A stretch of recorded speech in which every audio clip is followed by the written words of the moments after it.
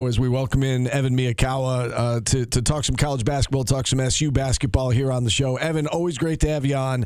Let's start with just reminding everyone, we've had you on the show before, but for those who didn't hear you, remind everyone of how you differentiate yourself from like a Ken Pom or a Bart Torvik, or how is your system maybe a little bit different? Before we get into the nerdy stuff, I just got to say I've never had that kind of intro music before, so this is certainly a first. We're doing our favorite love songs today, so that you'll have to bear with us. Yeah, talk nerdy to me, right? Wow. Yeah, right.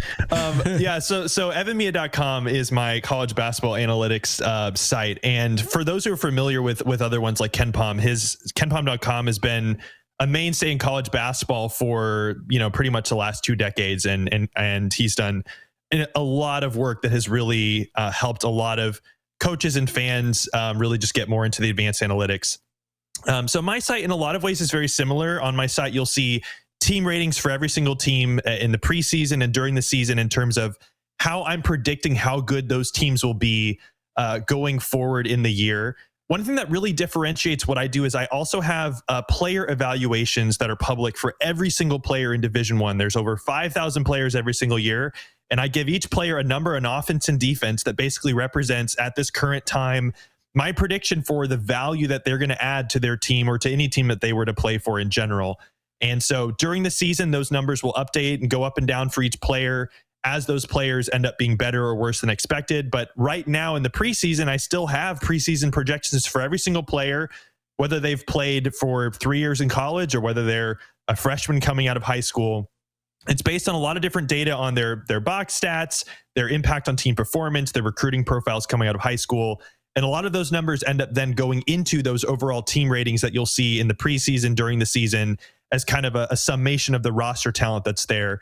And so that's one of the main things that really is unique about what I do in this space.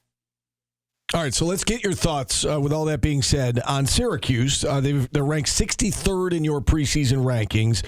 What does your data tell you and should tell us about the Orange heading into this new season? Well, first of all, I think we can expect a better team than what we saw last year. Like you mentioned, I had them 65th in the preseason. Now, typically, going into a year, if you're kind of on the like NCAA tournament bubble conversation, you're kind of in anywhere in the 35 to 50 range.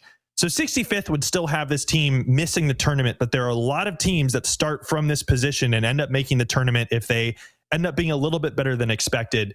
That slots Syracuse 11th in the ACC. Obviously, the ACC is a lot bigger in recent years than we've had in the past. When I really look at this team big picture, the offense is really what excites me a lot.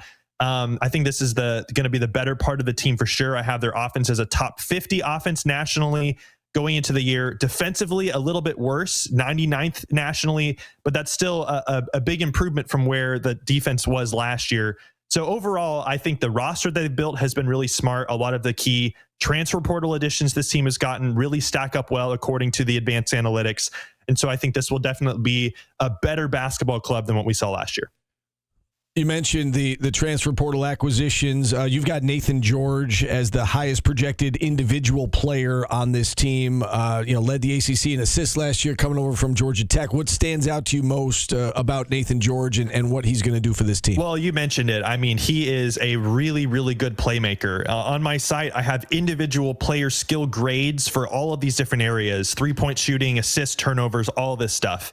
And when you look at Nathan George in terms of what he did last year at Georgia Tech, what he's done across his career, what he's predicted to do at Syracuse this year, I have him as one of the highest graded playmakers in the entire country.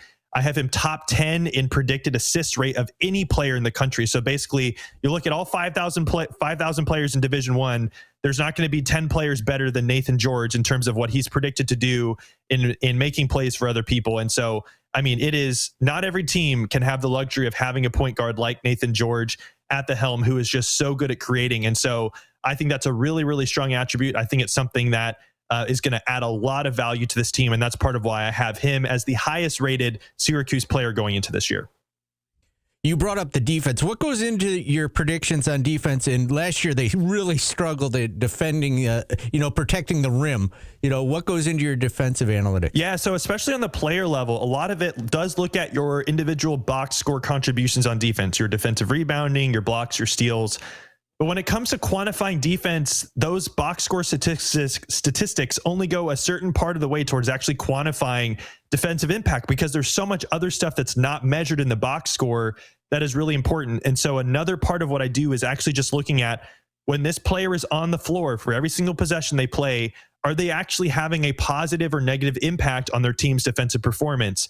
And that it does adjust for the opponents that you're playing, the teammates that you're playing, and all that other context. And so there's a lot of kind of these advanced team impact metrics that go into a final number. And when I kind of look at Syracuse this year, I mentioned it, like 99th defensively in terms of my preseason rank for their defense overall is certainly not great, but they were 148th defensively last year when the season closed. So jumping 50 spots defensively would definitely be a marked improvement in that regard. So I still do think that's going to be more of the weak point for this team, but certainly should be expected to improve overall when you look at the individual players that they bring. They have the defensive qualities, and kind of summing that up across the roster.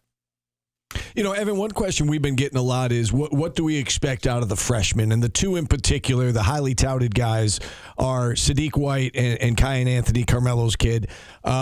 How do you handle freshmen? Because, you know, I really don't know what to expect. Like, I think they're certainly both going to play. I don't know how much they're going to play, you know, given the roster and given that this is, you know, kind of a do or die season for the program and tournament or bust. How do you, I guess, work that through your analytics? Guys that, you know, they haven't played college basketball yet, and it's hard to really project how many minutes those guys are going to get. Absolutely. There's definitely a lot of possible outcomes for how a freshman can perform. I mean, even highly touted NBA lottery pick type guys can sometimes struggle in their first year in college, just because there's a lot of really experienced players they're playing with. It can take them a bit to get their feet under them. The way that I typically approach this in the preseason is I basically look at, for any freshman, I kind of look at their recruiting profile coming out of high school, where they were ranked by a lot of the recruiting services. And then I look at other similar players in the last 10 to 15 years and say, you know, what other players who have been ranked similarly, who have been, you know, had similar potential, who have been slotted similarly in their high school class, how have those guys often performed in their first season in college, and in terms of their freshman year metrics that I have? And then that kind of forms a rough baseline for them. So when you look at a guy like, you know, both Sadiq White and Kyan Anthony, who are 4-stars out of high school, I basically have a rating for them that kind of is equivalent to where other guys who are rated similarly have been. And when you look at where that slots on the roster, I have them as the 5th and 6th best players in terms of their predicted impact. Now, how this often goes is that, you know, for every guy who's going to end up being 5th or 6th as a freshman, one of them might end up being the 2nd or 3rd most important player, and the other one might be kind of a no-show and not really be that important. So there's definitely a very high ceiling, low floor. But in general, having, you know, especially looking at this roster, I think they would be in a much worse situation if they didn't have these two guys. And so I really would think that at least one of them will pan out and be very, very important and play critical minutes for this team. Interesting. You say you got them 5th and 6th. I believe you've got J.J. Starling right ahead of them at 4th on this team. You know, he's a preseason second team all ACC selection, yet 4th on this team in terms of impact. Is he hurt, I guess, by his efficiency the last couple of years, and maybe, you know, last year had to maybe take on a greater role than maybe he should have given the pieces that were around him? Can you walk us through how his numbers might have been affected from last year and why he sits at 4th on this team? Yeah, J.J. Starling being ranked as only the 4th best player certainly will surprise a lot of people, because he's probably going to be their main scoring threat again, as he's been in previous years. In general, though, JJ fulfills an archetype in college basketball that often is, in my opinion, often a little bit overpraised, and in reality can be slightly less impactful. And that is basically someone who is a volume scorer, but isn't actually that efficient in their scoring and doesn't really add a lot else to the table. Now, you could certainly argue that in the past 2 years, Starling has been basically tasked with doing a lot. And because of that, he's been a very key target for defenses. He's not had a lot of great looks. And so you might hopefully expect that his shooting efficiency will improve. But in general, he is a absolutely gifted bucket getter. But when you look at his individual, like 3-point shooting, 2-point shooting, even his free throws, in terms of the percentage of these shots that he's making, it's very pedestrian compared to Division I average. And you would hope for someone who is such a prolific scorer that at least one of those categories would be a little bit better than average in the good to great category. And he just doesn't show that there. He's a decent playmaker, but in general, if you're really looking for a player who you're saying like this guy should be your best player, another thing I look at is, okay, did he actually have a big positive impact on team performance when he was on the court? Did the team really suffer when he wasn't on the court? Because that really shows how critical he is. And when you look at some of those metrics, like his on-off splits, basically looking at how the team performed with him on the court versus off the court, it's pretty average over the last 2 years. There's not really a big difference between how Syracuse did offensively or defensively with him on the court versus off. So I think he's a very talented player, but in terms of wanting some of these things to really show that he is adding a ton of value, he's come up a little bit short there. And so you would hope that that will improve, but that's part of why the metrics have him a little bit lower than a few of his other teammates.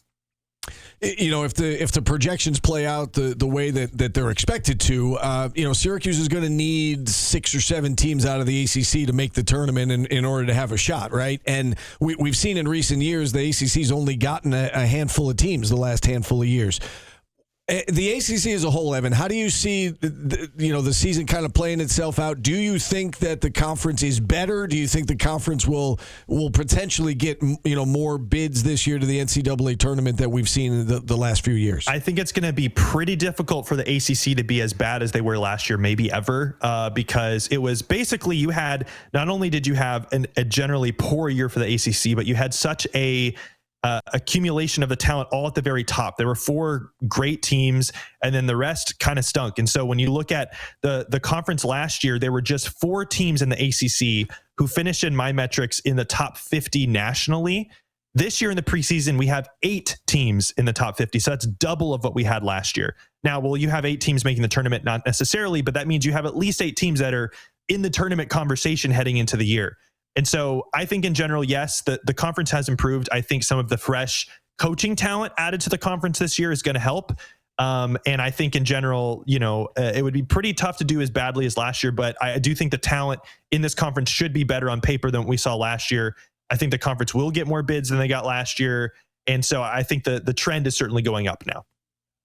Do you see the SEC being able to replicate what they did last year? No, I think on the opposite end of the coin, the SEC had a historically great year.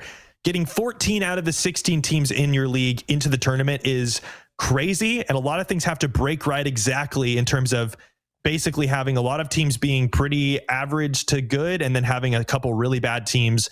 I do think the SEC still is the best conference in basketball heading into the year. That's what my projections show. But getting 14 teams into the tournament, having 2 out of the 4 teams in the Final Four being the SEC, that's going to be pretty tough to top. And so I think I would not expect them to replicate that, but I still think the SEC is going to be the hardest, toughest conference in college basketball. Evan, this is really great insight for our listeners and basketball fans. Tuning in today, how can people find your content? You can find everything at evanmia.com. All of the player ratings, team ratings, and stuff that we've talked about is there. You can find links to all of my other social media platforms there. So that's pretty much where you can find everything, evanmia.com.